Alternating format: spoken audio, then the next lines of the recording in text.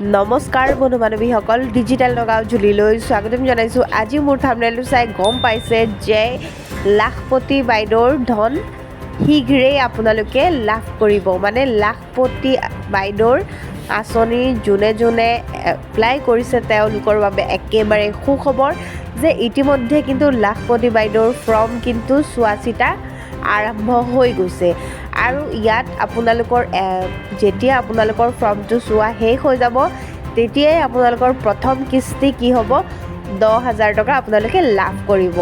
আৰু এই টকাটো যদি আপোনালোকে কাপোৰ শ্বপিং মানে নকৰি যদি আপোনালোকে ভাল কামত লগায় তেতিয়াহ'লে আপোনালোকে কি কৰিব, আকৌ আপোনালোকে 25,000 টকা লাভ কৰিব। 25,000ৰ পৰা আপোনালোকে 12,500 টকা ঘূৰাই দিব লাগিব বেংকত সুদৰ নিয়মত, আৰু 12,500 টকা আপোনালোকৰ নিজৰ থাকিব।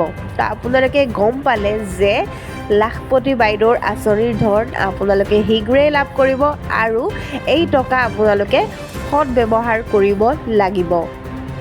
তো আমাৰ মুখ্যমন্ত্ৰী ডাঙৰীয়াৰ প্ৰতিবেদনখিনি আপোনালোকে ভালদৰে শুনি লওক।